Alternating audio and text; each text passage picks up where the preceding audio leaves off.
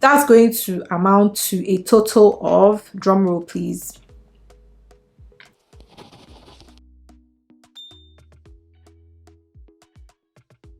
hi guys, welcome back to my channel. If this is your first time seeing me, hi, my name is Cookie and I'm very glad you're here. Please don't forget to like this video and subscribe if it is helpful to you, and also leave something in the comments for me to see, just so I know that you appreciate this video. It helps my channel out a lot. So in today's video, we're going to talk about how much you need to school in the UK. I'll give you the amount that legally it is supposed to be. Then I'll tell you the amount from a realistic perspective, like from a real life point of view, and I'll also give you tips to reduce these costs. And yeah, just let's talk about it, money. So the first and foremost, and the most obviously the elephant in the room when you're talking about school in the UK, is tuition. First thing you need to know is that international fees and local fees are obviously not the same. What I mean by international fees is, if you're not a British citizen, you're not going to pay the same amount as people that are British citizens. I feel like that's pretty obvious. So the amount of disparity between those fees depends on the school that you choose. Does that make sense? Right?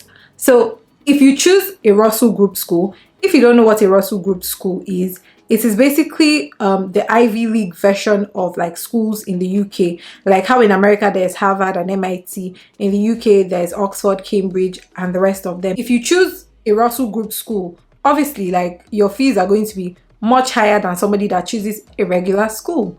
I'd highly suggest choosing a regular school, especially if you're not really buoyant and cannot afford a Russell Group school. However, if you have the money to afford a Russell Group school, then 100% you should do that. I've seen schools as low as £11,000. I know when I'm saying as low as, I know £11,000 is a lot of money, but in comparison to £25,000, £34,000, £46,000, 11k is it's like a drop in the ocean of like what people are actually paying for education, right? And if you go through like the scholarship route that like I offered before, you'd see that you can pay less than that 11k. But that's not what we're talking about today. We're talking about like, let's calculate it. How much do you actually need to school in the UK, right? Okay. The second thing you're going to consider after tuition is visa. So under visa, there's like a couple of things you need to pay for as an international student, and they include, but are not limited to, UKVI requires you to keep a certain amount of money for at least 9 months, in your account, and you need to keep it for 28 days. This is the money that you're going to show them that, oh, if I come here, even though I've paid my tuition fees, I'm not going to starve. I'm going to be able to afford housing. I'm going to be able to afford food. I'm going to be able to afford like basic amenities, basically. So that's what maintenance fees is. So for different locations, the prices vary. For example, for London, as of today, June 9th, you need £1,334 per month to survive in London. And you have to have that amount times it, you multiply it by 9. That's 9 months, which is the least amount of time they need you to have that money for. For other places that are not London, they require you to have about £1,023 to survive each month, according to UKVI. I need you guys to just know that all these numbers are according to the governing body. I'll still tell you what me personally have found according to my personal research that you actually need, not what they're saying, right? So let's continue. Then the second one is your student visa fee. For an international student, you have to pay £348 for your student visa charges. Next one is the IHS, that's the Immigration Health Surcharge. So if you don't know, in the UK, healthcare is free, basically. Not necessarily free because you're paying for it now, but like the NHS sort of like takes care of everything. So your immigration health surcharge is sort of like, if you fall sick, I think that's the money to take care of you. So as an international student, you have to like make a down payment for like healthcare in case you fall sick or in case you're sick, so that they can treat you without asking you to pay any money. So yeah, that's what IHS is. So most postgraduate courses are 1 year. So 1 year for IHS, and moreover, the calculations we're going through now are for like 1 year. So 1 year of IHS, £470. So let's keep that aside. The next one is tuberculosis test. If you're coming from somewhere like Nigeria, the UK does require you to take a tuberculosis test, and this will cost a whooping £115. There are other things that can be included in these fees, right? There's other things like, maybe let's say if you want a priority visa, if you want a flexi appointment, if you want, and also now we have to include COVID test as well. If you're coming from Nigeria, if you want to do your visa process in somewhere like Lagos in VI, there's also like an additional fee to it. So I am going to add these charges just because I'm just going to add them now according in the standard calculations, and then I'm going to remove them in the realistic calculations, because realistically I'm hoping that you do your visa early so you don't need to pay for priority. I'm hoping that you don't need flexi appointment because you're doing it early, you're processing it early. So as somebody that wants to save money, it's just wiser for you to like start your visa processes earlier on than, you know, later on when you now have to pay all these extra charges that are not necessary, honestly. Where do we stop? IHS £470. Then priority visa is £220, and the flexi appointment visa, priority is like for them to shorten the amount of days that your visa is going to stay and they'll release it quickly.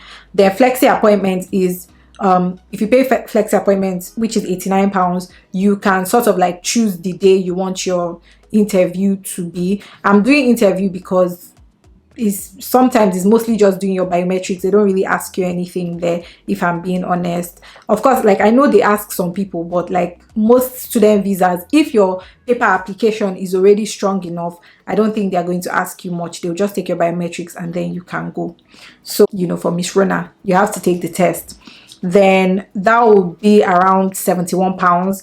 And then if you choose to do your visa, if you're in somewhere like Nigeria and you want to do your visa and you choose to do it in somewhere like, you know, Lagos in VI, you're also going to pay an additional £71 just because it's VI. I'm hoping that you're smart enough to go to Abuja to do it and avoid this extra cost that I'm just naming for you guys. So the third thing is maintenance, and for maintenance now, I would say the UK VI, they require you, as I said previously, they require you to have certain amounts for different places. And I have already mentioned what those certain amounts are. I'll put them on the screen again just so that you refresh your memory. But realistically, according to my research, what I have found personally is that with £750, you can genuinely survive in the UK as a student, provided that you choose a reasonable accommodation, provided that it's not in London. That's number one. I feel like that was already implied. Provided that one, it's not in London. Number two, that you cook for yourself. Then number three, you choose a place that, you know, you're probably sharing amenities. And £750 being the amount I said you can actually survive on per month, you pay £450 for your rent, and then you hold £300 as your monthly, like, you know, stipend, pocket money, whatever you choose to call it. With this £300, I would suggest that you cook your own food. I'd suggest that you get every single student discount you can possibly get, because the UK is quite kind to students and they offer like student discounts on anything. Do you want to buy food? There's a student discount for that, I assure you. Do you want to pay for your transportation? I assure you that there's a student discount for that. This is not to say that people that spend above £750 a month are not prudent or anything. That's not what I'm saying at all. I'm just saying that if you want to know how much you can possibly manage, this is what I'm saying. Of course, there's people that can go lower than this, but I'm just saying an amount that you can live on and be okay. That's all. So we've talked about tuition, we've talked about the visa things that you need to pay for, and we've talked about maintenance. So now what we're just going to do is to calculate the total expected fees that you're meant to pay, and then calculate in reality what like you will actually need. See, I don't have any authority to say this, but the reason I'm saying expected and what it actually is because it could be your parents sponsoring you, and so they will show that they have the, let's say, the 9,000 for your maintenance fees in their accounts, but when you get there, they might not actually be the ones giving you the money. You might actually go and get a part-time job and start living off of that part-time job. That is for people that have parents that can do that. For people that don't have parents that can do that, I have heard of whole businesses, like people have actually said businesses of, they will lend you the 9,000, you keep it in your account for the number of 28 days, and then you will pay them back with like some interest, something like that. Like let's say you have this expected amount I'm already talking about, not expected, the reality amount I'm talking about, and you just need them to top it up to get it up to that 9,000 that they need you to have, that UKVI needs you to have, right? There's people that I've heard, I don't know anybody personally, but I've heard things like that. Or you can even borrow from your relatives, or you can borrow from people, or I don't know, you can get the money from somewhere. My point is that it doesn't even have to be your real money. Like, you can still return it to the owners and still keep this realistic amount that you've already saved, if that makes sense. So note that this minimum amount, if you watch my previous scholarship video and you go through that scholarship route, you go through that means, right, it can be lower than this realistic amount.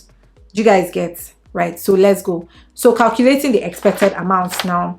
So we're working with a tuition of £11,000, working with a maintenance fee of £9,000, actually 9,207 just to be exact, precise. £11,000 tuition, maintenance of 9,207, student visa fee of 348, IHS fee of 470, then priority visa of 220. Let's say that you were late, right? Flexi appointment of £89, tuberculosis test of £115, the Rona test of £71, Lagos VI, in case you choose VI and don't go to Abuja, because I don't know why. If you're Nigerian, if you're not Nigerian, please ignore this particular fee.